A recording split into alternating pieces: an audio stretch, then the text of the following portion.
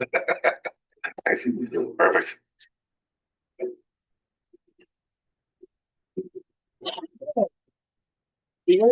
Oh, good.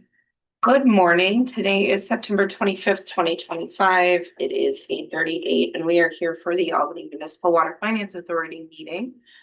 Today we have myself, Kaylee Owis, Dan Herring, Julia Morris, and Michael Whalen present. Julia Canizaro is not here.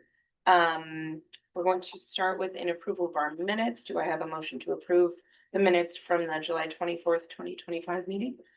I'll make it. Do we have a second? Sure. All in favor? Aye, unanimous. It passes. I do not believe we have anyone on today for public comment. Commissioner, did you want everyone around the table to go around? It probably wouldn't hurt since we're streaming the meeting if you want to introduce your board members. Sure. Michael Whalen. Jan Herron. Kaylee Owis, Julia Morris. Chris Powers. Ari Felista. Bill Silko. Sarah Terrell, Kim Zaba, Laura Golfo, Council. And I'm Bill Kahn. Chuck Coffey, Commissioner. Lovely. I think we get to jump right in. Kim, are you ready? Do you want to start with our investment report? Yeah, so it's nice to see everyone. I thought I would begin with the news that our firm announced a week or so ago that we're merging and will become Great Point will become Sarity Partners next week. It's really exciting. So Great Point is a smaller registered investment advisor, and Sarity Partners is a big RIA. So there's really no changes for our clients. Relationships, custodial still staying at Fidelity, so that makes life simple. But in terms of what we're going to be able to offer our clients will be the biggest change. They have lots of resources. You know, the industry is becoming the biggest challenge has been our technology. People want to be able to look at their accounts on their phones, and it's expensive. You know, our technology budget is, you know, $15 million, and Sarity's budget is, you know, 10 times that. They're already where basically Dan Nolan said that when we grow up, we wish that we could be like Sarity Partners. So they thought it was a good combination, a good merger. They have very similar culture to us. We're still gonna stay in Albany. We are moving to a different location next year, but we're still gonna stay in Albany. Still, our focus is the Albany area. I'm on the institutional team, the non-for-profits, that's not changing. So I'm still gonna, you know, be managing all the portfolios. So it's something that's really exciting. Does anybody have any questions about that? Sounds A fun. lot of changes in that 10 years. It is. You know, I started out at First Albany, and then went to First Albany Asset Management, and then we're Johnson Ellington, all name changes, same people, same, you know, and then Hugh Johnson Advisors, and then we merged with Bender Lane. And so now Sarity Partners is where I will finish my career. Maybe, right? Yeah. Yeah, you know, it's getting closer. I still enjoy what I do. So when that changes, I know it's time to end, but I think 5 years is realistic. I think, yeah, so anyway, so there's been so much happening in the markets. I sent the report along, so you guys have been able to review it. I'll touch upon the report after I do my market comments. So big picture, I know everybody follows the news. Everybody knows what's happening in the markets, but I will talk about from the fixed income perspective. I am very happy with how the Fed has been managing interest rates. You know, they get criticized, but their task is really pretty, it's confusing. Everybody knows those who started 2025, and, you know, they talk about, you know, it's cloudy, all of the uncertainty. Some of that has worked itself out over the year, in the last 6 months, but there's still a lot that needs to be, that needs to at least move to a point of less confusion. The Fed did lower interest rates 25 basis points, 2 weeks ago. The forecast is they'll probably lower 1 to 2 times this year. I explained in the beginning, the markets are forward looking, so the cuts are already priced in. Yields have already adjusted. So, I was very happy with fixed income for investing in fixed income for the last 3 decades. When I could get, 7% in a fixed income bond, that's great. Those rates have gone. We actually peaked in rates in October of 23. So these people that have been waiting in the money markets to invest their money out, it depends what their goals are. I mean, they're still getting a good yield if they're happy with 4%. So you can't really say anything bad about that. But we'll see how they do. The Fed is focused on their dual mandate inflation. Inflation has come down.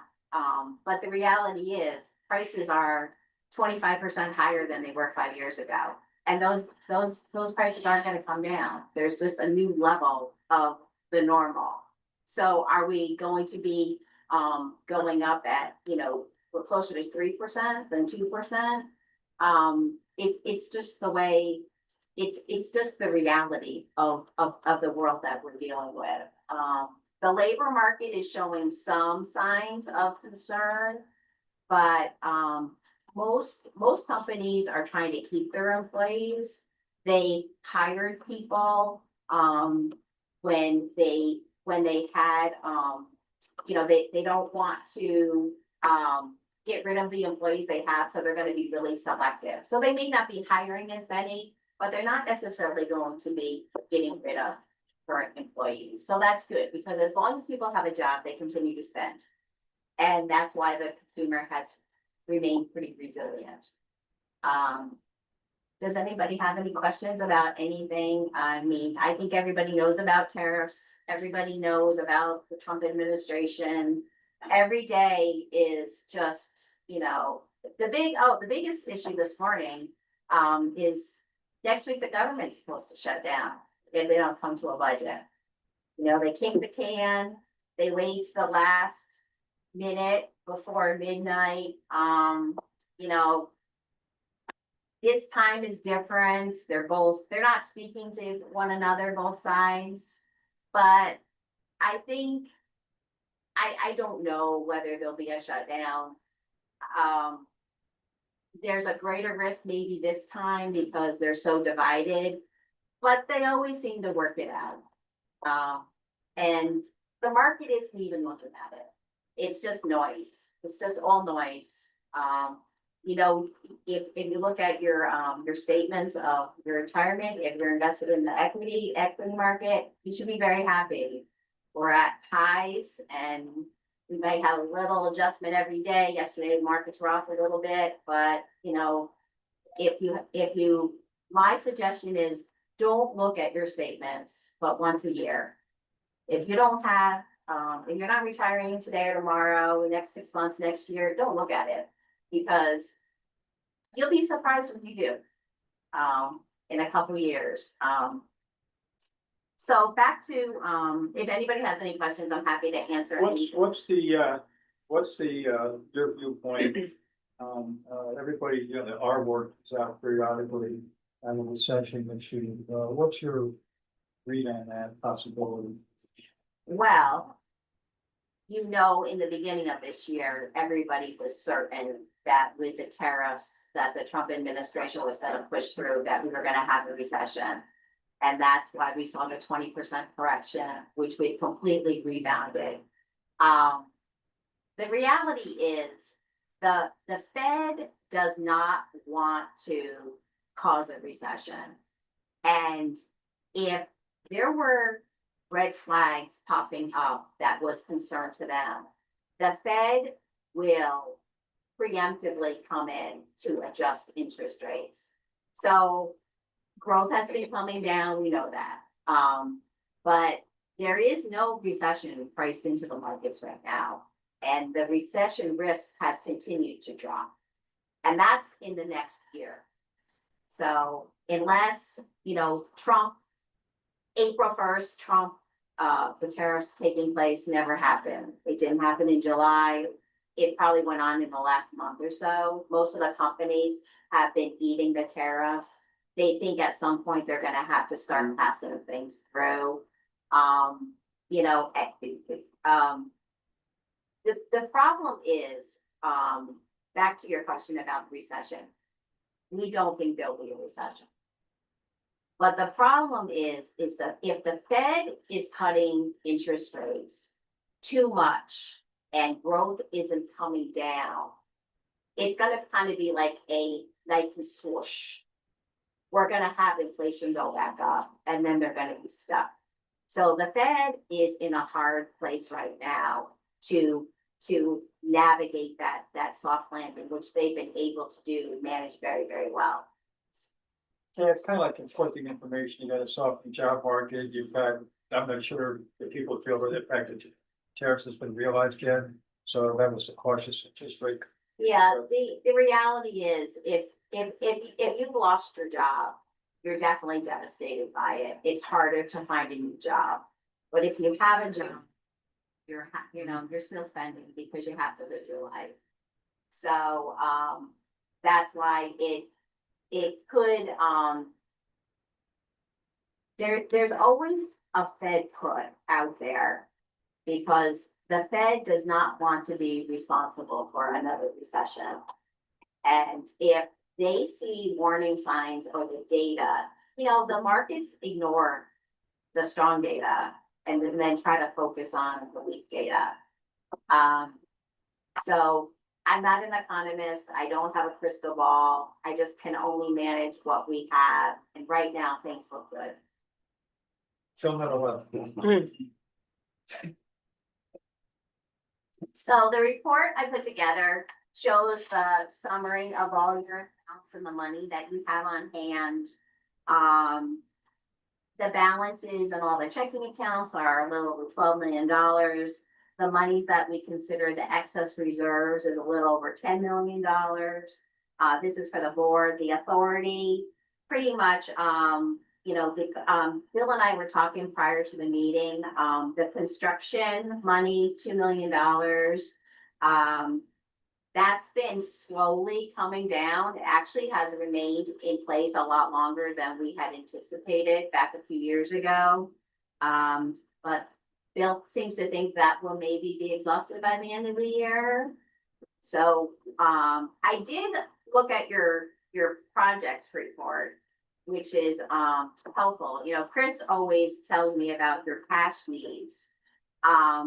So you may have to start maybe taking some money from from the board's excess reserves in the next year or so, depending on the funding needs that come through.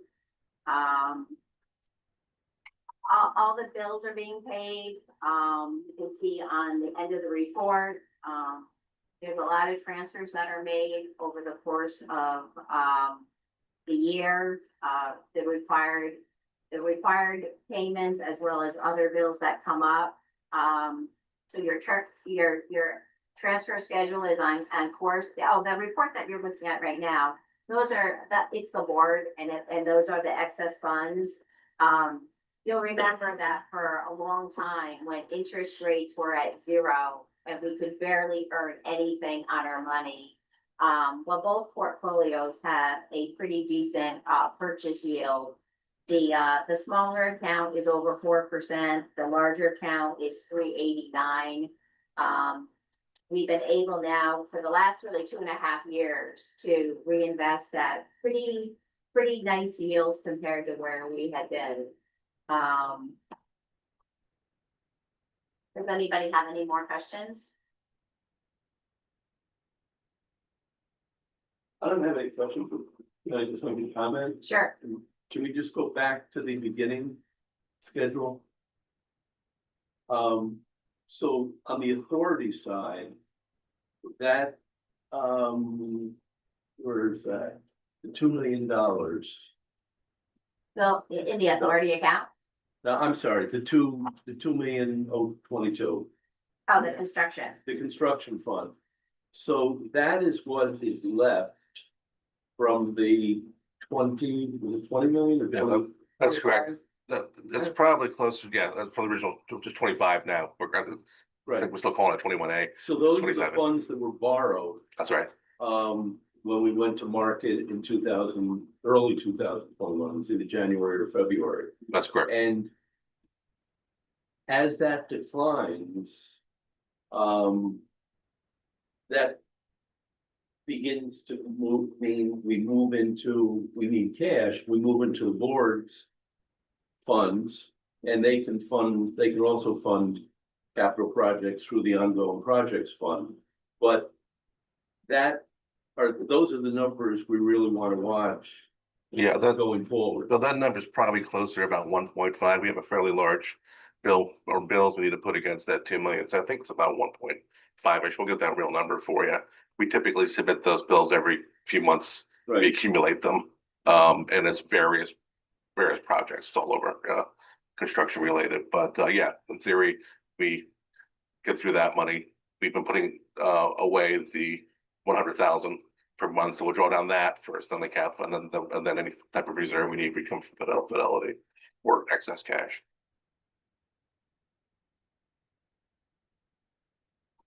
so, and we'll talk more about that when we look at Bill's report later.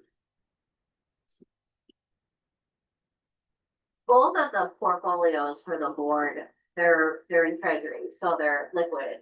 So if cash is needed at some point, there's always liquidity. So if the maturities don't match up with the needs, it's something that can be sold. And there's, if you look at the purchase yield compared to the market yield, and the market yields will continue to come down, there's gains on that. So there's no loss to the portfolio if we have to sell early to meet the cash needs, depending on what the forecast is for the cash drawdowns.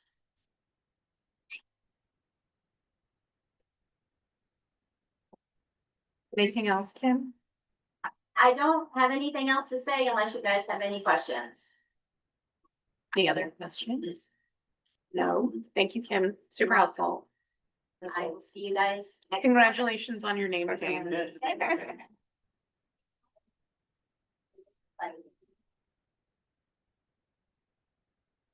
All right, Mr. Khan, what do you have for us? Bye-bye. I think I'll make comments after. Yeah, we always do this. We always reverse it. Yeah, we will reverse it. That's fine. All right. That's all you, Chris. All right, great. Welcome, everybody. This is the financial report for through August of 2025. Mike, welcome. Just a real quick, good to see you. We do a little kind of verbal summary, if you will, kind of on the first 2 pages, and the next few pages are the actual KPIs and financials, just to give you a little heads up. But so the revenues that we collected for the month of August, $3.7 million. That's a strong collection month, and again, we expect that to be around the 3.5 million to adhere to our budget. So that's obviously what we want, and an increase from 1.2 million from prior year to date, 26.1 million, and that is an increase of $2.1 million over 2024, reflecting our rate increases, reflecting our I think increased ability to get the right meters, the right billing, and our focus on that. So that's obviously good news. Miscellaneous revenues, penalties, year to date penalties, $242,000. That's in excess, that's a strong number that helps us with our cash flow. And that's something we just started tracking separately a couple of months ago. Our expenditures, again, are it's an increase from prior year. It was total 2.3 million, 2.4 million for the month of August year to date, 19.8 million, a $3 million increase from the prior year. And we'll kind of get down to what breaks up that $1 million increase year to date, but any number of factors. But again, the revenue is stronger, and obviously that's what we need. The next page, we do just kind of an initial breakout of our capital spend for the period. We call these our 8350 accounts in New World, but the spend for the month was $585,000. Below that, we list our disbursements. So we apply periodically with Karen and Bill to get reimbursed from the EFC. So we have a very large one. The first one, $2.7 million. This was what I would call a gift from God, quite frankly, but it's for our lead service line replacements that I had not anticipated. So this is a huge help to our cash flow, and we've been drawing down upon that, and then one smaller grant for the sodium permanganate, and $160,000 for the water comprehensive plan. Budget, actual versus budget, we're usually pretty spot on to this, and we are revenues wise, within a couple $100,000 and $500,000 year to date. Expenditure wise, we're pretty much there too. It's off year to date. We have two very large bills in the middle of the year. Our county bill will be coming in October, and we'll see that sort of straighten out. Then we'll get that sort of discrepancy. Other information, age receivables, $2.7 million. This had come up previously. Arif and I have been working with Andrea. The main culprit is OGS, who we've is probably half that, or at least a third of that. That we're trying to reconcile that account. We've sent the bills to them. Some of them have not been recognized. They have a separate billing system that have not been recognized there. So we're trying to get that sorted out. They've been a problem. There's been problems in the past with them, so it's something we need to get sorted. They're the majority of that. This is our line of credit, relatively new with M&T Bank, coming into our second month with those guys. So that's the balance of carryover from Bank of America. That's at $2,097,000.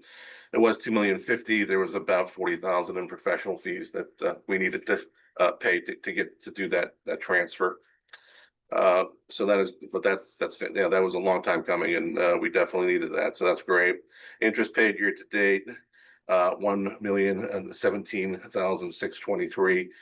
Breakup of our line of credit and then our bond debt. So that's part of our debt service. We usually anticipate it's between $3 or $4 million a year. That's just the interest piece that we're paying on that. So the next page, again, this is sort of the actual numbers breakout. You can see the 3.7 monthly revenue data versus, and then the 26.1 year to date revenue data. And certainly that's going in the right direction, reflecting this is a 9.1% increase from year to year. We had a 10% rate increase for 2025. So that's right in line with what we're talking about.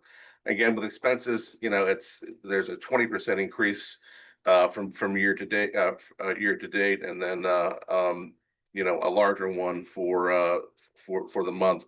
There's some timing issues there with respect to month to date. From year to date, it's a reflection of some catching up to do. We mentioned it before. We had a lot of capital spending with respect to trucks, infrastructure, things of that nature that we've piled on kind of the first half of the year. We hope that kind of sort of works itself out and linear wise towards the end of the year. But we had a lot of upfront spending to make sure our infrastructure and our operations have the most recent and fixed updated equipment. Just below that is our debt service there. That's relatively equal to from year to date, from year to year. So again, $2.4 million going through August. We think that'll get up to again about $3 or $4 million pure debt servicing. About $122 million of overall debt. So that's actually not a horrible debt service given that amount. Next page is just a breakdown of our revenue. Again, and just sort of it kind of expands on some of what I call our ancillary revenue pieces that we do a number of things that are not part of our normal operations, and we break them out there with respect to rents that we receive, sales of scrap, fishing permits, things of that nature, And then we have another category for other type. We do some joint work with different entities that have kind of blown that number up a little bit. So that's sort of our side revenue on top of our normal operating. And as we said, that was for the month of August, about $3.5 million.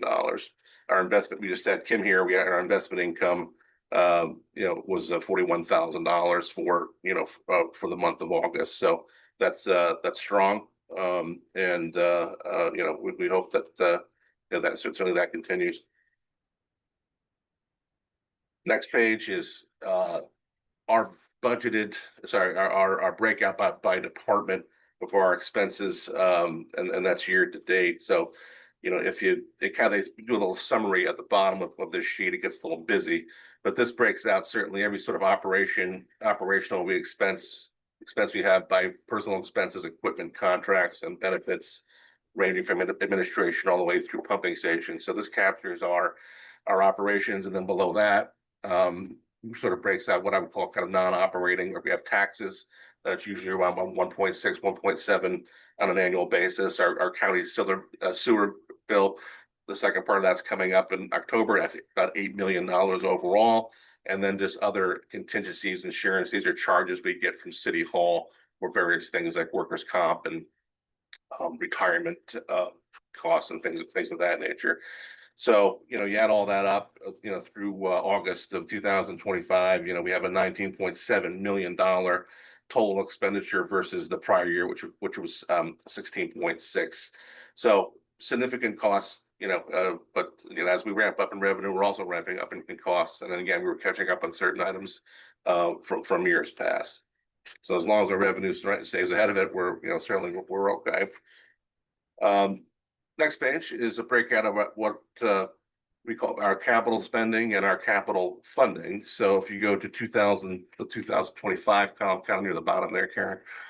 So that's the total amount for Mike's benefit. We spent $199 million since 1995. But this actual breakout here, the far right corner, upper right, that's what we've spent through August capital wise. And if you kind of go down to the middle, that box transfers to the lower left. If you go down to the middle bottom box, you'll see that the breakout of that is $6.2 million in grants and $937,000 worth of financing. So that's obviously something you want to see. We want more grants than financing, and a lot of these projects in their early stages, we use the grant piece of that first, and then we actually get to the financing piece. So that's a total overall $7.2 million worth of money that we have in the bank, grants and financing. $7 million versus our actual spend of about 3.6 of actually worked its way through our 8350 account. So when you see $12 million sitting in our total operating accounts, keep in mind we have grant money in there that we've received and that we were holding on to. It's not, our money is all fungible. We don't separate a lot of it. So I guess just keep that in mind. But overall, it's a strong cash balance, strong grant collection, and we want to see that that trajectory of kind of having more grants, and then we get through, then we get into the finance. So that's we've straightened that out. We're doing what we want to do there. Next page. Well, we'll get to it. This is so this is our overtime, and we did have fairly sizable overtime in the beginning part of the year, but it is more than last year, but it's a function of nature, and it's consistent, and we've been able to budget for it, and it's within our expectations. So it's really the bigger context of personnel costs. A lot of the overtime is working double shifts, so it would have been filled from a regular employee if we had the FTE. So the personnel costs for clients is still the more of its overtime this year. Yeah. Next piece is our aging report, and I say if you go through it, it's going to be OGS, which is kind of the more aged piece of that, and sort of more of the dollar figure of this over 2 million. It normally ranges in the 1.5 area, so we're not too far off. This is government. A lot of our customers pay 60, 90 days. We'll get that money. It's just not, it's not the normal 30-day turnaround that you'd see in the private sector, and we're guilty of the same thing. But overall, again, we mentioned OGS has been an issue for us. Arif and I, Bill, and we are working on this, and we hope to have that settled. The next page. This is our large customers, Route 7. And yeah, again, I like a really good story is the $1.4 million worth from Bethlehem that I did not anticipate in any revenue budget through August 31st, 2025. So that is the Bill Simcoe contract win right there. And we appreciate what he did there, however he did it. So we're not going to ask any questions. No, it's so that's obviously that's a great plus. And then it's again the normal players that have just the normal players that have come on strong. You know, we have this certainly our you know, our SUNY Poly again strong, OGS strong if we could collect the money, you know, and Albany Med a little lower than you know, actually fairly lower than it was in prior year. And you know, we've just got to make sure we understand what that if it's just a function of business or we're actually missing something there. Everyone else, outside of a few anomalies, we're are going in the right direction. As you can see, it's an overall 11% increase from year to year, and that lines up with our 10% increase that we did at the beginning of 2025. So that it makes sense again with a few anomalies, but we're working that out, and you know that doesn't even include Bethlehem, and that's been a big plus to our cash flow and that $12 million operating, and you know is really going to help us. It might even help us. We anticipated in a forecast we were going to have to do a drawdown from our Fidelity probably sometime in November and December to finish up some of these projects. We're not, you know, we have enough money where we don't have to do that yet. So we're waiting. We're going to be a wait and see to see if we can just do it out of our normal operating and not take our savings, which is my goal. So again, so that's strong there. Next page. Is the Bethlehem number, is that anticipated to continue or is that a one-time? Well, it's really due to one customer out there is that is the Cogent plant over in the town. So, you know, they come on and off depending on the energy requirements from others, so we can't count on that. But they're actually, we just renegotiated the contract in January, and they're already wondering if they should change it, so. Yeah, that's why we separated. We're not totally sure. This is like gift from God. Yeah.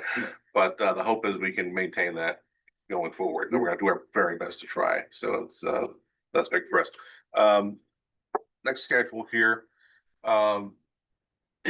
Mike, I guess it's the first time you've seen this schedule. What we've attempted to do here, there's a due to and due from with City Hall, where an enormous amount of activity and cost gets transferred mainly from their side to ours, that we've been tracking better. I think it's the first time we've ever tracked this here.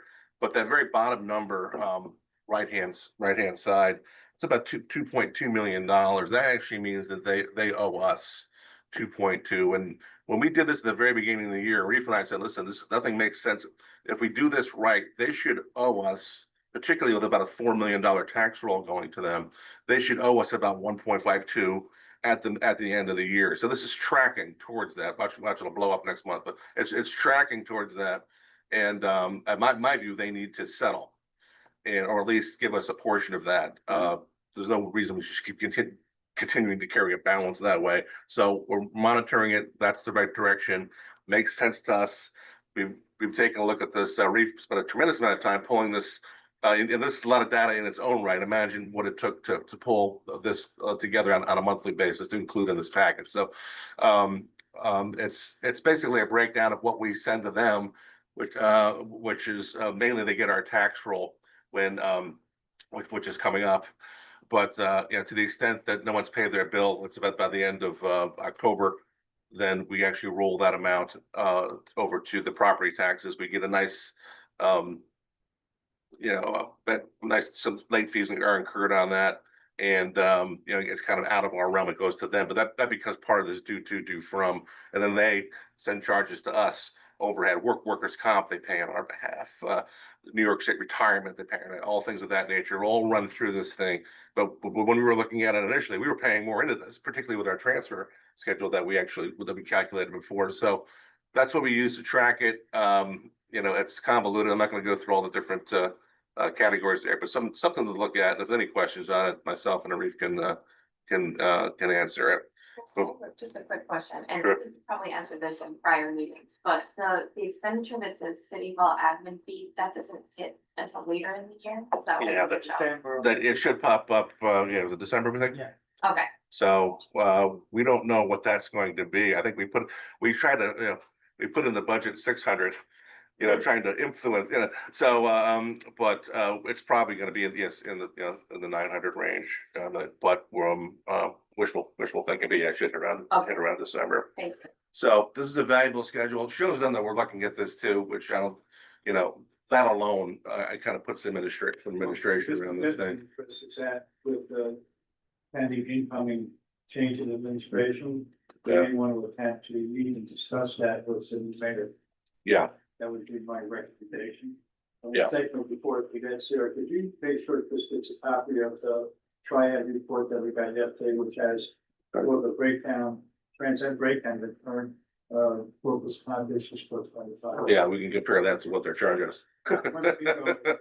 Yeah, okay. First of all, wasn't there also some comment about this, in the, financials? From a independent auditor? That's right. So and this was more give Chuck the kind of credit for this, but our auditors noted that there wasn't any support for this charge. Yeah, it was 900. That's we do 36 million in revenues, it's called $1 million charge to us. We could do a lot with $1 million. So that's not and plus there's other overhead charged through this due from. Mike, you're going to see in December another charge for $900,000 come across this when it hits, and it's just basically your general overhead on top of what's going on here. So That started 12 years ago as an allocation cost to the water department for expenses that the city incurs on our behalf. Those are information technology, HR, the things that are shared among all the departments. And when I made an effort to try to do it allocated overhead either on a head count or on a expense ratio, I was coming up with a number that was about half of what they were requesting from us. So at the time, I think we had deeper pockets. The city was more of a fiscal problem situation at that point. The circumstances have changed in sorts of regionally with new folks coming in. But what do they put in the budget, the 26 budget on this one? we put 600,000. We may have done this in that range, just trying to influence. We think it's probably it is a number. That's Well, probably it's not a negotiated number. But we know it's a number. We think it's probably 2 to 3, maybe in there. I don't want to cut numbers out. the number that we think is probably about 600.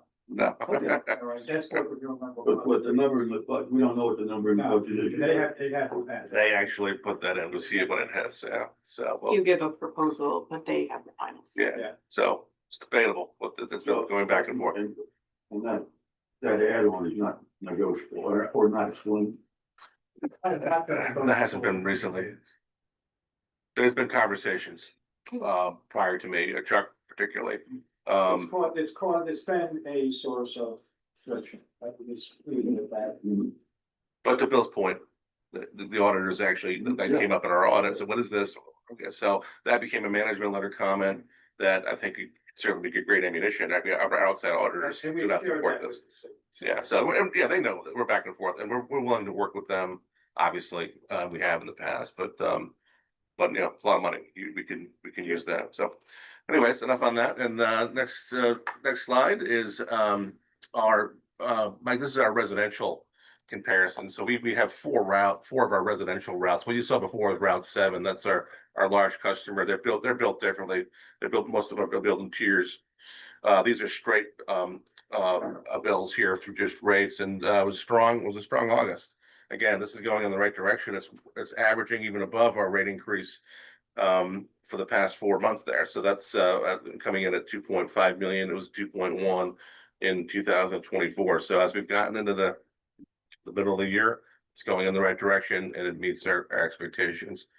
And, You know, I'll just add that this is the third schedule we looked at that supports the 10% rate increase has come through.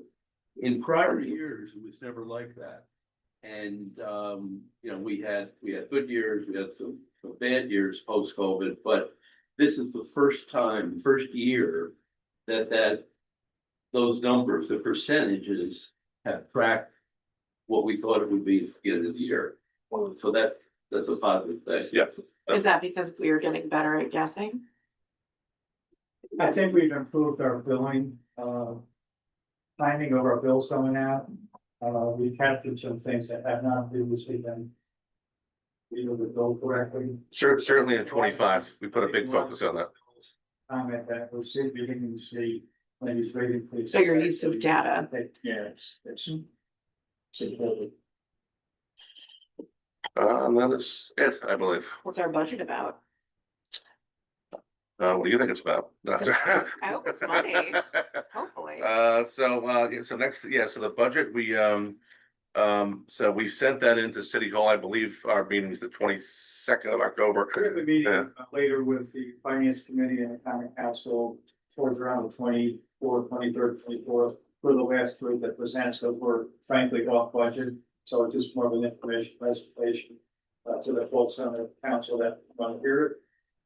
Normally you ask us questions at everything but budget.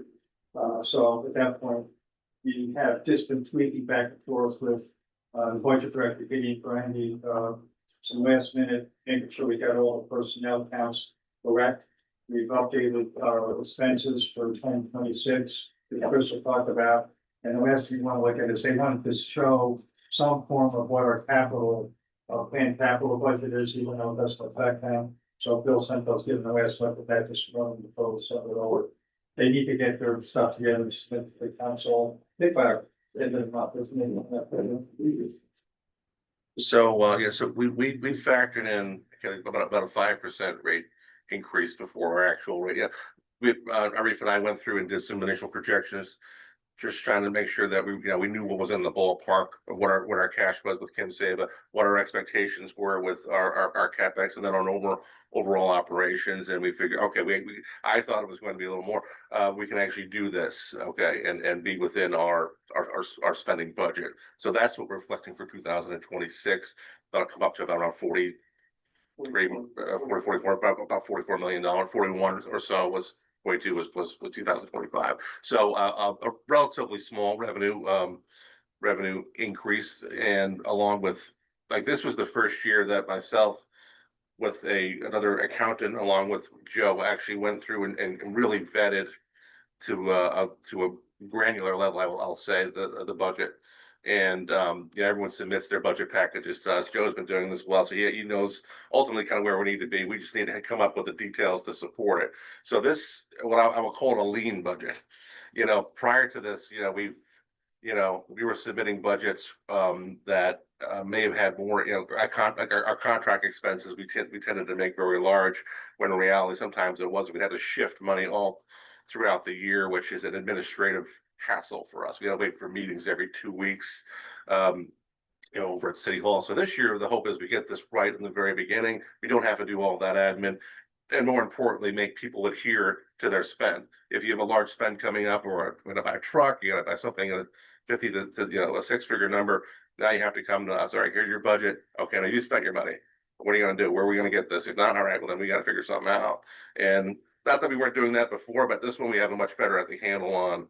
From a granular level, department level, we've had a couple of years worth of seeing this spend now, so it's made it something where I think we can hold people even more accountable. And people have been accountable, people get it, but we'll actually have the paperwork to back it up.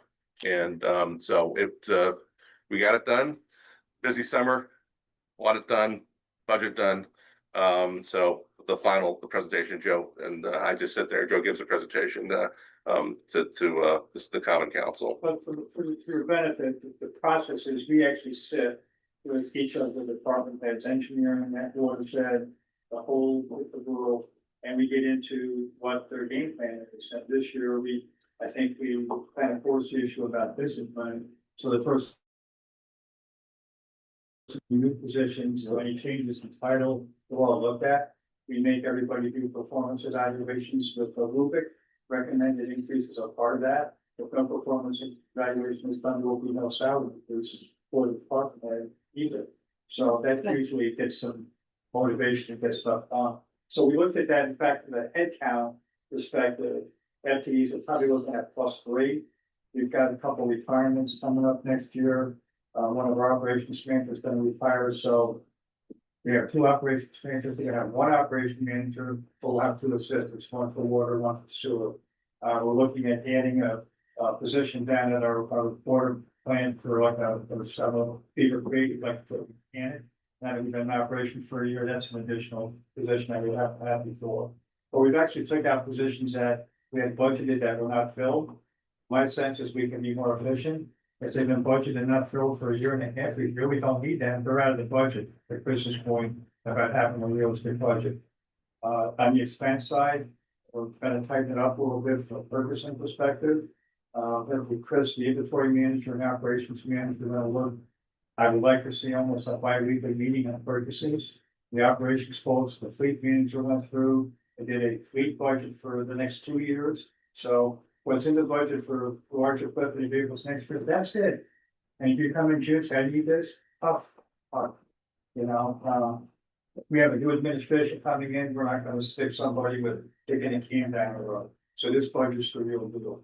Yep. So I think you guys did a good job with it, and I think we've been working really well with Gideon, the budget director, who's been, you know, certainly, helping us or kind of navigate some of these questions that in the past have been problematic, they're getting this out quickly.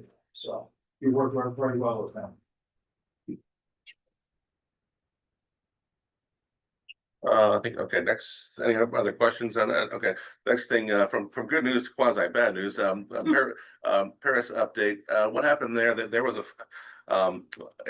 booklet that came out that gives all the counties, all the authorities, their filing status, and it came out that we didn't file our latest or oldest 2023 finance authority Paris report, and that's on me. There was no activity from my perspective. There was no activity in the finance Paris again, and I never saw it when it popped up. I put all of our activity into the board, so it has been reported. It just hasn't been. I think they carve out the debt piece of it, and they put some of the interest activities, very small if you look at it. So, but it wasn't filed, so it kind of jumps off the page a bit.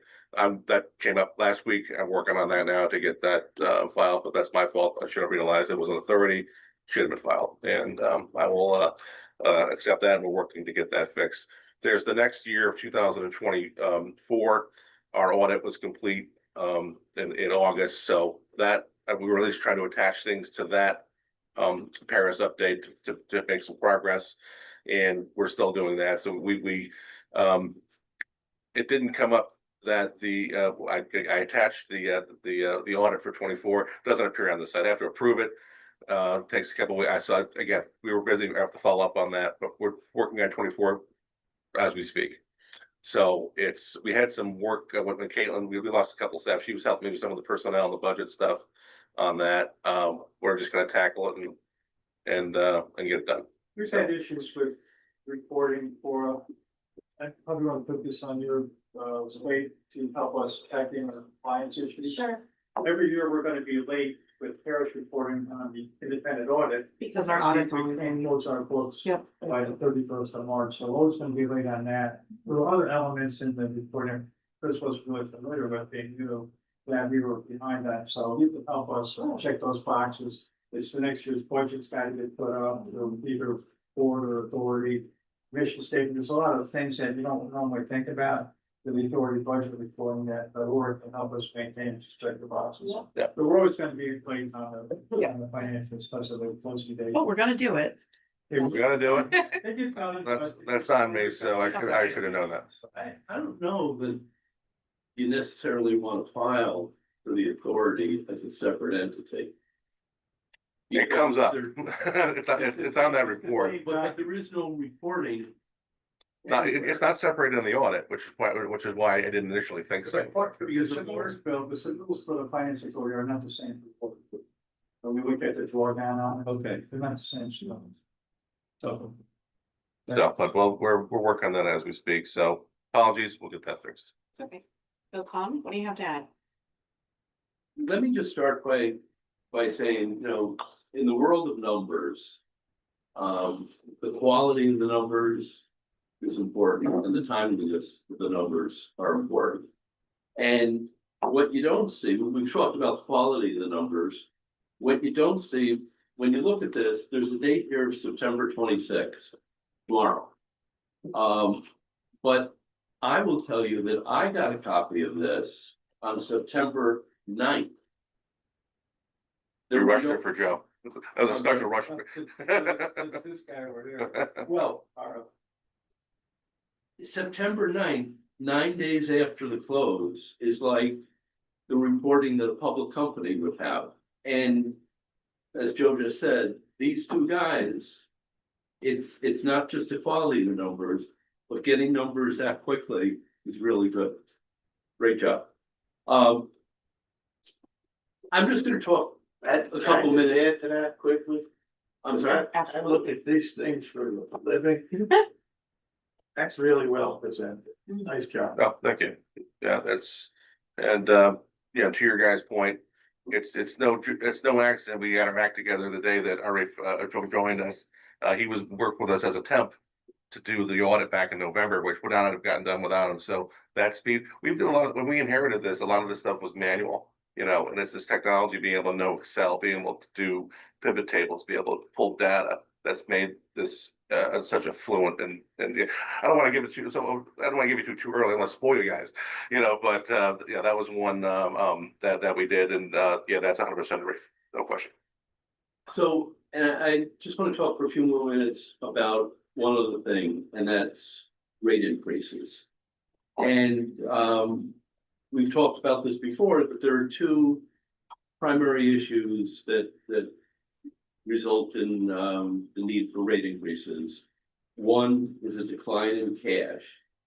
And we see that not to a point where we are hurting for cash, but we can see that cash is declining by the report that was made earlier.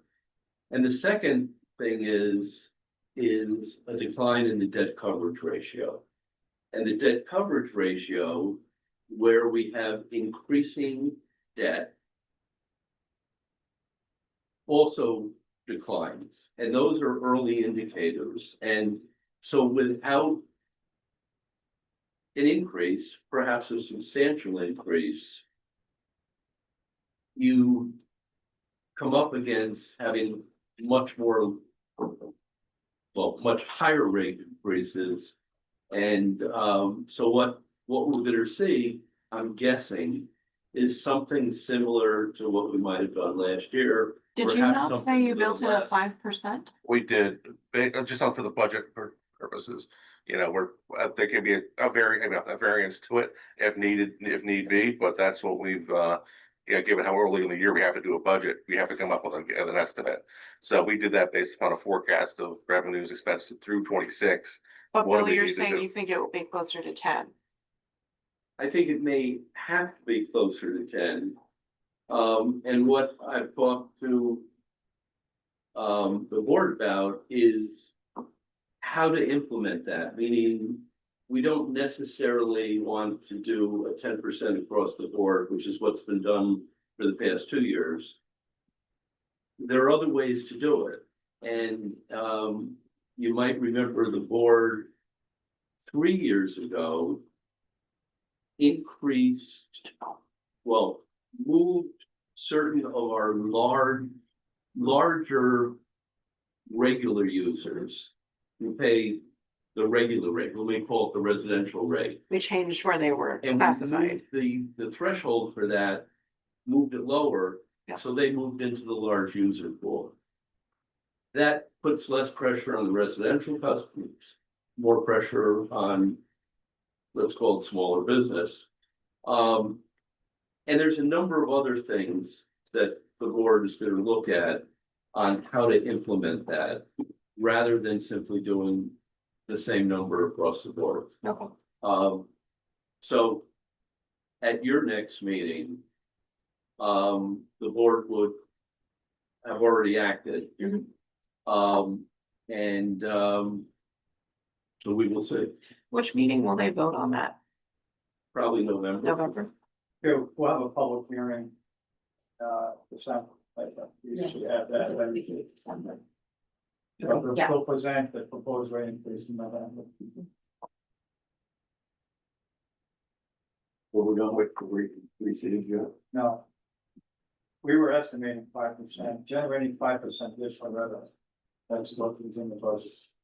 Yeah, we know from a projection that if the expenses these expenses that we've really worked out, we know what dollars need to cover the expenses we worked out in our budget. That was 5%, give or take a percent there. Now, are there other factors that we need to, we have liabilities, long-term control, perhaps, but we know from an operational standpoint, that covers it without, and the hope is to stick to that. But, it is what it is. We'll have to, we'll go through it. Understood. That's It's what gonna be I- a good time. Can't wait to hear how we figure it out. Thanks, Bill. All right, my commissioners, Karen, can you follow up? I just added something to the members site. The Q4, it's a Excel sheet, did on the server. oh, onto the board? Finance Authority agendas, I just added. This one. With one. No, the Finance Authority. Right back with the CPI exposure. This? Yeah. So one of the things, then you maybe make that a little bit bigger. We're kind of in the last 100 days of of our administration here, so we're kind of on a foot at what the things we want to work on this quarter. We'll be sharing this with the board as well. And we talked about the things that we think are critical to get done by the end of the year in finance. We've completed the 2026 budget, we believe. We've got a new account one that's starting for us October 14th. We want to complete the fair submissions. That pretty much checks our boxes for what needs to get done this year. One of the things I would like to try to have us done on the technology side, we have our customer servicing is called Springbrook, and our operations are utility cloud. I'd like to try to get the department, which I've been trying to do for 12 years, to have a single database that's based on property that has the customer information, the meter use, the billing use, any calls we make to the house, and any work that we've done, be a little bit more available on one comprehensive database, so we're looking at that. Does something like that already exist that we can just purchase, or would we have to build it? Both. Okay, I think there's platforms out there that are, you got A to Z, we still gotta play with it to get what Sure. you want to customize, and we've got good information, we just need to have a have space people for it. willing to get off what they've been doing for 10 years, and it's just changes hard. Facilities, we have a space problem here. We are out of room, and so we have a group looking at what we need to do. Right now, we have no space left, and we've got people coming in. We may be looking at a modular building, either in the back of this facility or in front of 35 Erie. They kind of figure it out. The layout in this building, the way they lay the offices and spaces out is not helpful, so we're working on that. For the big projects, we've got a couple things that we're working on in this building. Obviously, the Lincoln Park Morning Guard is one that we want to try to wrap up. This year, we'll have that done by the end of October. The lead service replacements, we've worked really well with the city engineering department on the paving projects this year. We'll wind up with probably over 800 lead service replacements, many of them done in conjunction with the paving process.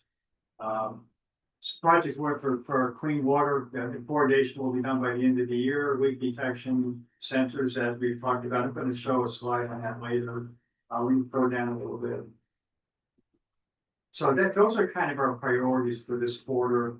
We've got some folks, our key people that are working on those assigned to it. At this point, we don't want to start a lot of new stuff. Let's get done what we started to get done and wrap everything up by the end of the year. And then Karen, you had the KPI sheet, people look at that real quick. So combination, I'm a numbers guy, so I like to look at Chris's narrative report in the context of spreadsheets. This really just shows some of the things that he's already talked about, you know, with our revenue, where we are year to date, based on our budget expenses, scroll down a little bit. You can always look at that at your reading pleasure, we go down a little bit. And, Karen and I met with, so Sarah and I met with the, our triad, our workers' comp administrator yesterday, looked at our workers' comp reports. Did we split this into the authority members and board members, or so they can look at it? No, I never got the PDF. We're gonna get a PDF from Triad, and we're gonna just share with you some of the historical trends and, we're, from their basis, we're doing very well. They said it's certainly noticeable from the time that we started work with Capital Safety Services. Our safety program, the things that we've implemented have borne fruit. So that's just looking at where we are, this year with our injuries. Main breaks, this was actually, we have featured on channel 13 this week. And you can kind of scroll down and shows where we are with main breaks. We've had quite a few main breaks, this year. Kind of early in the year, we had a bunch of them. And actually, we've got a hidden column there, and I think the split screen. Well, go to the, and so what we try to do is we try to get a main, if we have a loss of service, either from a main break, we got a shut valve to do for repair. We try to keep that within 6 hours for loss of service. Half the time, once we figure that we got a main break, we shut it off. Takes 2 hours to get locations there, so our guys are pretty good getting it done quickly. And so we really look at how many folks were actually impacted by a loss of service this year, just under 1,000. And the total number of hours is about 400. So the average is what it is, but we want to try to keep that down to 6. So that's just an FYI. And scroll down a little bit further. Next, okay, so, you know, everybody's talking about some communities have had restrictions and water restrictions on their surface supplies. You go all the way to the, you can see where we are in the alcove. Even though we're 3.5, actually this year, I think now we're about 4 feet, 4.5 feet under our spillway. We're still pretty close to what the normal is. You know, we're maybe about 87% of what the capacity in the reservoir is. Well, we're about 100% normal. So we actually, the number I gave 87 is from today. But so obviously the rain helps. We need some rain in one sense, but that's why we have good revenues earlier, because it didn't rain. So it's the yin and the yang that we've got. Scroll down a little further. And we started this leak detection program a little further. There you go. So we started this leak detection program using these leak detectors actually on fire hydrants. We've got almost 600 of those sensors deployed, and you can look at how effective it is. We've detected 60 leaks with those sensors this year. We've repaired over 32 of them. And then with our traditional leak detection, which we've done, we've found 10 leaks, which going out every night, putting these loggers out there. Much more tedious, much more labor intensive. So again, it's technology implementation that we're going to continue to get to. We've got 3,500 hydrants in the system. If we put probably 2,500 or 3,000 detectors out, we'll have the system covered. So I just wanted to share that with you. And then the PowerPoint. So to start the slide. So this is a slideshow that I do every month. I share it with the mayor's senior staff meeting. That's our presentation. And then I also share it with the board. These are just some noteworthy items that we put out there just for your reading pleasure. We can actually probably send this to you folks, email to you on a little bit of a basis. So this is kind of what the summary of what we're looking at. The next one. Let's just go to the next slide. This is our water production in 1 million gallons. The reason I show this in 2019 is 2019 was before COVID. And in 2019, we had Bethlehem and Gilderland under kind of, I'd say, guaranteed purchase contracts. 2020, we started seeing COVID. 2021 was the impact of COVID. The demand went way down for a bunch of reasons. Office, people working in offices, etc. I can't understand that big spike in 2022, other than the fact that we've had Bethlehem and Gilderland, people were coming back to work. Bethlehem and Gilderland were still on a purchase contract. 2023, 2024, Bethlehem and Gilderland dropped out a little bit. They used it only when they needed it. And so this is kind of the new normal where we are in 2025. And when you're looking at that, we're pretty much to the same production that we were in 2019. interesting now, we looked at our report, Bill and I came here in 2014. We were putting out about 7 billion gallons of water at the plant. Now we're about 6.1 billion a year. So some of that is, we think we're recovering some leaks and repairs of the system. We still got a lot of wasted water, but in the Lincoln Park pool at 500,000 gallons a day, it's a leak in it. The next slide. Again, this shows our, the revenue, which is our cash collections and our billings. And I kind of look at, the revenue, cash collections is the lagging indicator, billings, water production and billings is our leading indicators. And so far this year, we've billed almost $29 million. So that's a good indicator of where we hope to wind up at the end of the year. And that trajectory, that billing trajectory, and looking at that cash coming in, is nice. I'd like to get that amber or orange line to be not on the same increasing plane that the revenue is, but that's something that our folks need to work on, controlling the expenses and management more tightly. Excellent. This is our lead service. I had a slide that was much more complicated than Mayor said. That was an engineering slide. Now I have to give her the mayor slide. And this just looks at, looking at the total year in 2023, we did 349 lead service replacements for the whole year. Last year, 373. This year to date, we've done 551. And looking at what we've got in the pipeline, we think we're going to be north of 750, probably around 800. We'd like to get 1,000 a year done. The water board, over the course of time, has issued now $1.3 million in reimbursement grants to help homeowners take their lead services out. That's out of operating expenses that we've got as well. So Katie McKittrick's our program manager, has done a hell of a job on this one. So kudos to her. We already talked about the leak detection and burning. This again reflects our workers' comp injury report. Sarah manages this, does a great job. We've had this year so far 4 lost time injuries due to work-related stuff. We've lost about 170 days this year compared to 204. I can tell you, in years past, the number of injuries to lost time was double digits, and those numbers were in the high hundreds. So I'm not going to wood, but that's something that we're very carefully looking at. Next one. And so we actually started looking at where are the injuries occurring that result in lost time. So we just post this. We're not trying to, this is an awareness issue. Not trying to call a department or anybody out, but where are these incidents happening? How many, when you look at the right column, that's the days that they're of the last lost time incident particular group. We'd expect to see higher, lower numbers where we had more frequent injuries recent in T&D. That's our transmission distribution in the sewer. That's water and sewer operations. So that's where we expect those numbers to be higher. Or yes, less. They'd be lower numbers that we have more injuries. So I folks are doing pretty well with this actually. So it's an awareness issue. Next. That's C-click fix. We can go forward this slide.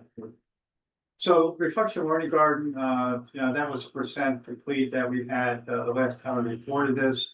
This will be done substantial completion by the end of October, and we'll be probably doing some kind of a ribbon cutting by the end of the year. We want to get this done well. The current administration's in place, obviously. That reflects the promise we made to the community. We get the community benefit part of the Lincoln Park satellite treatment facility done. The big accomplishment. Been looking nice. These are just our lead service line projects. Manning Boulevard, the lead service part of Manning Boulevard's done. Central Avenue will be done. The lead service part's done. Contract 1 and contract 2 are done with the lead service replacement. So that gets us up to that number, like north of 750, close to 800. And the lead service line emergency replacements, we do them on an ongoing basis based on when we find either a leaking lead service or if a lead service tests over 15 or over 10 parts per billion.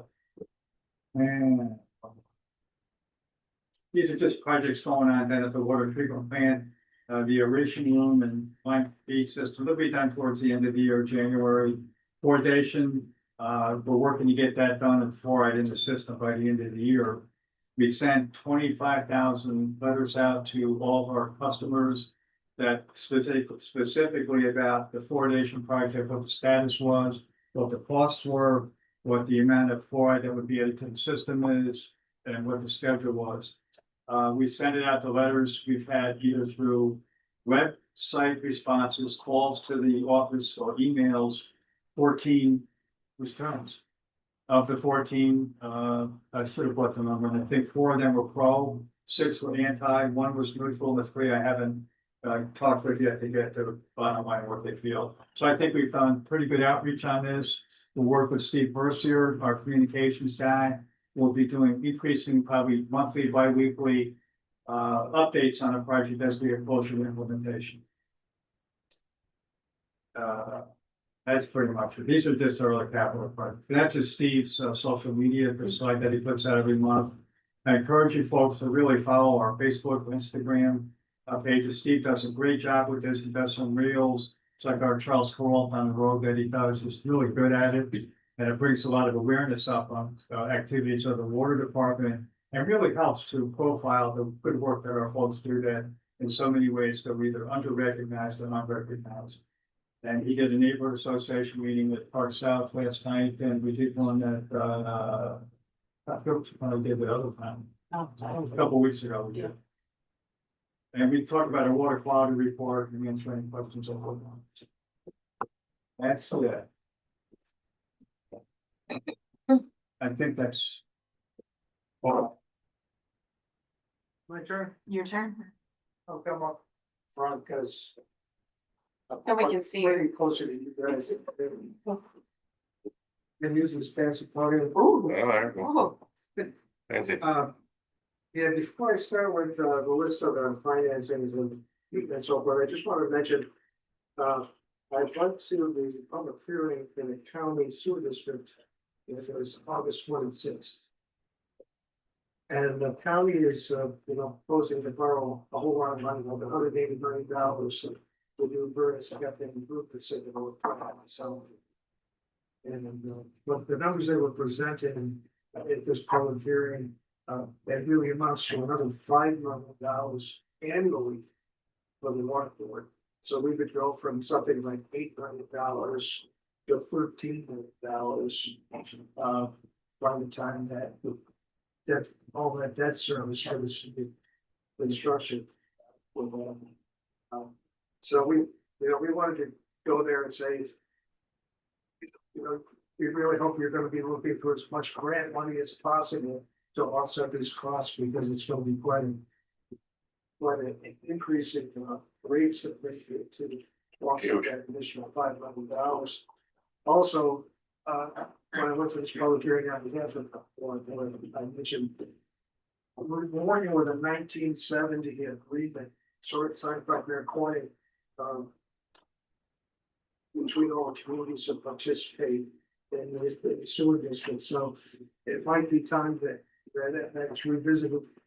Albany has 54.4% of the debt service costs based on formulas that we determined that time. So really, it ought to be revisited at some point about. But that would require the county legislature to get involved in all the communities. Green Island probably has the most at stake in this, because back in that time they still had like it's a lot of industrial stuff. So their rate increase would be pretty important for their small population. I just wanted to mention that because we're looking at rate increases over the probably was that's going to be coming up. And the county needs to spend even more than $100 million. They've got a lot of catching up to do with the facilities. So then I'll get into this report that is up on the screen. The first thing is the bonds of 2021. We were talking earlier about needing to spend that down. We're doing some work at a water pump station in Harriman. That's going to be using it. Some of what we're doing with the line feed is going to be using that money. We have a sewer lining project with National Water Main. That's I want to see them out of the street doing some lining. Now that's using that money and finishing up the Schnabel design of the dam safety improvements. So should be using up all that $2 million from back in about 2025 or maybe 2026. The next project, drinking water 18523, we're just trying to use up the last 600,000 of that financing. We've got that dedicated to Clearspan and Flag. So in regard to the projects we're doing the Fair Bush plan, so that will be used up pretty soon. 18903, we did have a lot of trouble just getting dispersible items on that, but recently we're able to get quite a bit of money finally used on 18903. So we still have $4 million available out of that. That had $3 million of bill money and $1.8 million of WIA money. So our renovation building, our landfill building, ongoing contracts for that one. This one, the next project for the Basic Creek Dam safety improvements, we really haven't gotten into closing on their financing. We're applying for grant once again on this CFA process. And the same is true of Brentsville Lake. Those two projects are like $800 each, and the Albany Water Board is responsible for the maintenance of those two grams, and then kind of push it off the capital plan. But in the meantime, we've been moving ahead with Schnabel engineering, finishing up the engineering. Basic Creek, that's something that's been submitted to for permits. So we're getting to a point where we're applying for grants and things. We can say we've got something shovel ready. Brentsville Lake should have those design plans and application for permits real shortly, and we'll be done with the same thing. Brentsville Lake really is the one that scores higher for getting grants because of the potential if you have a dam failure. Downstream property damage, flooded for road and so forth. So that one had scored well previously. The grant application was, so we're hoping we'll be able to get some DEC. Those are doing wonderful for that. Drinking water 19554. We're moving towards a closing on that. We haven't gotten any grant money against that. Water main projects themselves don't really score very well. The system, you kind of have to have more of a water treatment problem or PFAS. They looked at new lately, but we wanted to go ahead with that because we haven't been able to do a water dam replacement recently. We really wanted to PCLC finance it, not necessarily have this finance ability to go out of the bond market, because we are getting very interest rates, see financing.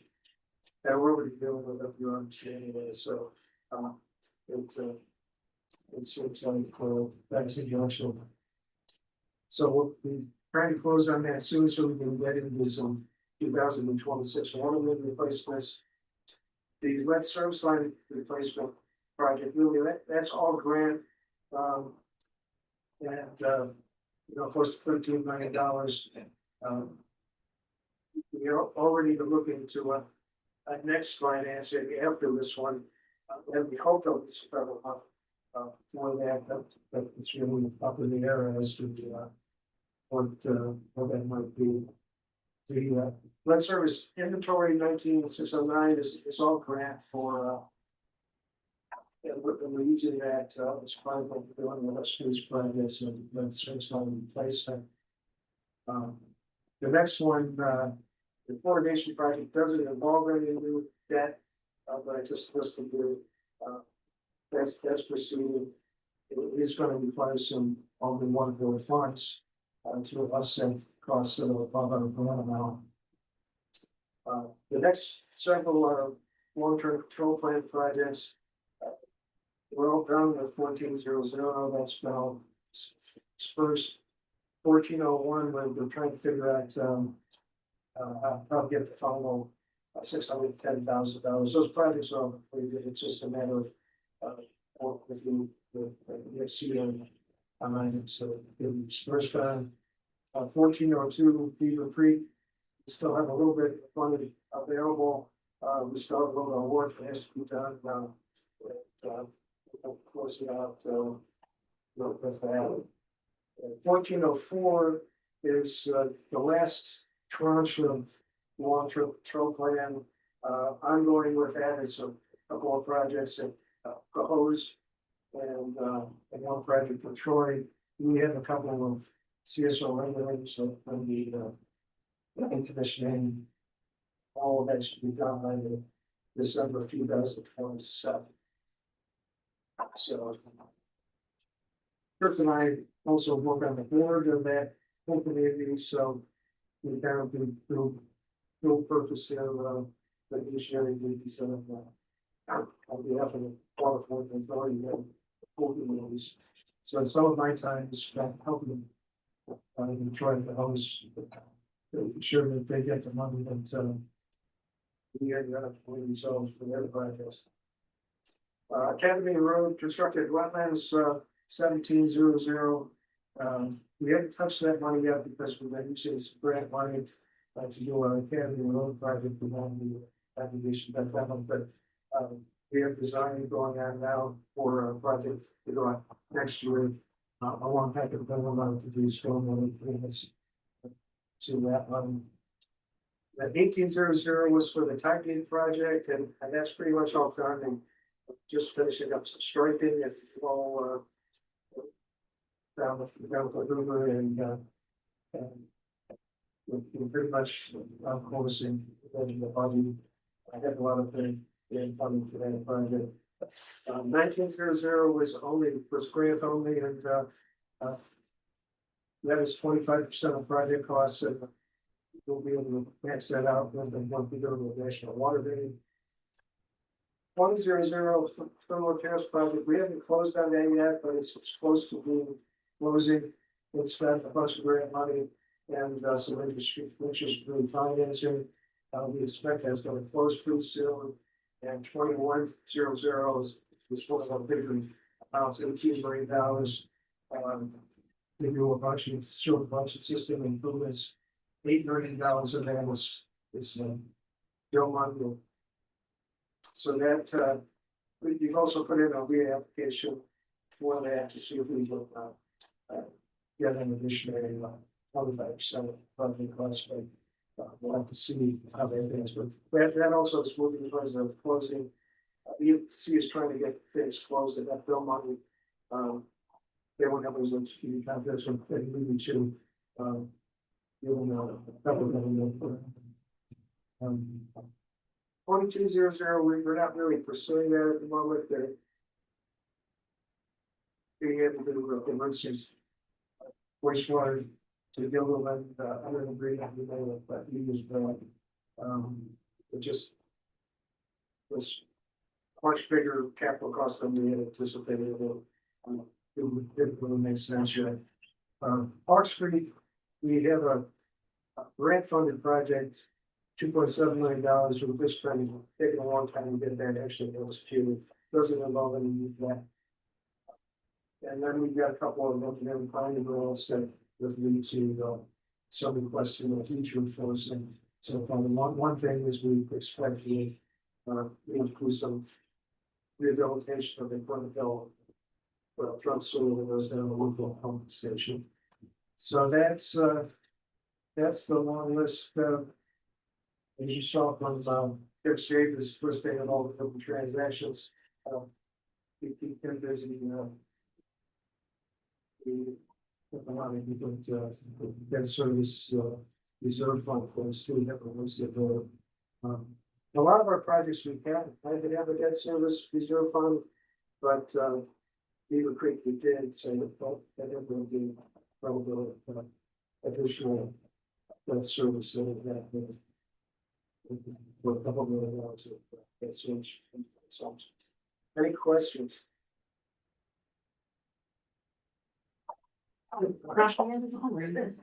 Thanks. Oh. Laura, did you have anything you wanted to chat about?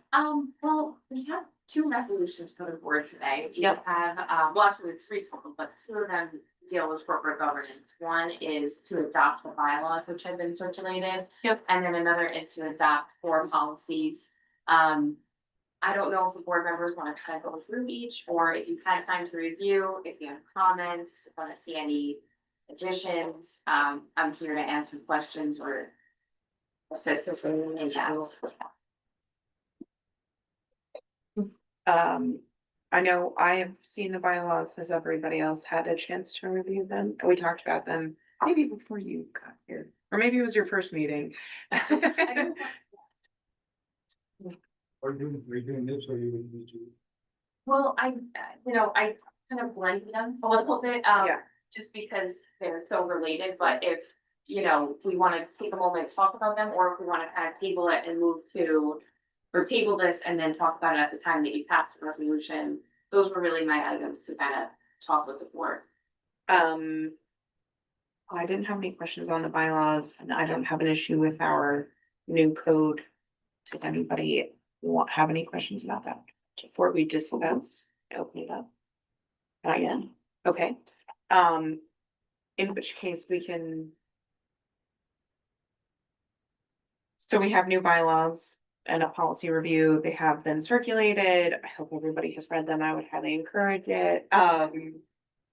We're also adding in the ethical conduct, conflict of interest, whistleblower, and executive session policies, which I think are all pretty standard. They are, and in fact, we looked at the water board policies and really trying to get some parity between the Yeah. two boards, so, again, if there's any questions about any of those, happy to answer. Lovely. As with the others, are there any differences between the boards? The two boards, well, with respect to those policies, honestly, no, they're really across the board. Hoping to have, again, that sort of parity between the two boards. The difference between the bylaws, we kind of did a summary of what the changes were. Now, the authorities bylaws were first adopted when your board was organized in the 80s. yeah. So we thought maybe it was time to update. But one item that we did add that's different from what the water board has is there's the requirement for attendance. And so that with a board that has supposed to have 7 members, but typically you kind of only have 5, we felt that that would be important to include in the bylaws. Other than that, it's pretty standard. Gotta show up. And our next phase of governance review, is this you, Kanish? Member bios and pictures, mission statement, additional policies. Yeah, that's So you- another kind of item that we wanted to flag for board members. This sort of is in line with compliance for Paris reporting. Kind of leads us into training as well. This point to the new phase for governance review, will be a little bit more of an ongoing, we felt like updating the bylaws, getting those policies in place for point 1 was, priority. Yes. And then secondly, we can, Move do into kind of adding a- these. Yeah, we'll get in touch with you about point 2. Just wanted to raise it as an item. It's coming. It's coming. It's yes, coming. It's coming. everyone. Okay. And then I'll just kind of move right to point 3, which is the compliance training that for 2025. We do rely on the city of Albany to get that for our board members, both for water board and authority. You should receive an email from, I don't know if it comes directly from City Hall or if Karen you forward it, but I think I've gotten it from City Hall. from City Hall. We Okay, have required, which you should too, your sexual harassment prevention training. If you complete it there, you can send it over, Yes. and then you don't have to do it again, right.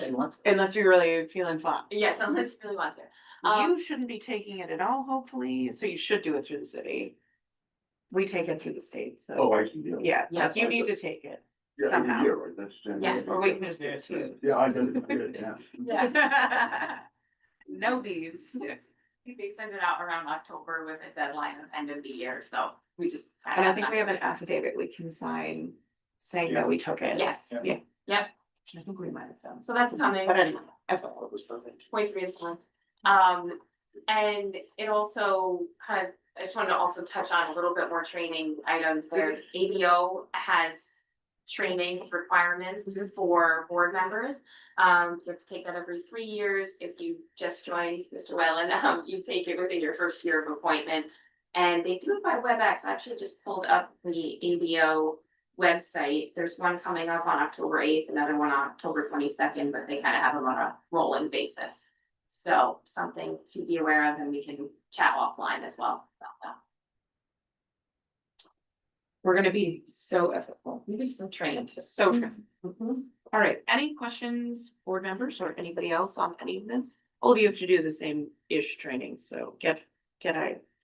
Otherwise, shall we move on to our resolutions? Great, sounds great, we're gonna do it. Okay, so we have resolution 25-10, a resolution adopting the modifications to the Albany Municipal Water Finance Authority bylaws. We have had a chance to look at them, hopefully. And I'm wondering if we have a motion to adopt this resolution and a second. I'll second. All in favor? Aye. So yes, okay. Our second resolution is 25-11, a resolution adopting code of ethical conduct, conflict of interest, whistleblower and executive session policies, which we just sort of discussed. Do I have a resolution to adopt 25-11? And a second? All in favor? Aye. Passes. And finally, we have our resolution 25-12, authorizing disbursement for Gray Point in $7,500 and fiscal advisors in $3,000. Do I have a motion to adopt this? Motion to And a adopt. second? All in favor? Aye. Great job. So, what?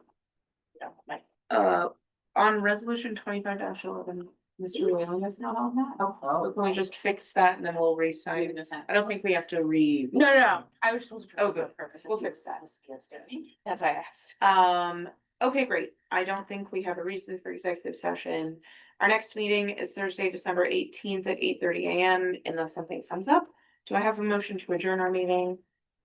A second? All in favor? We're adjourned. Great job, team. Thank you. Is he supposed to stay?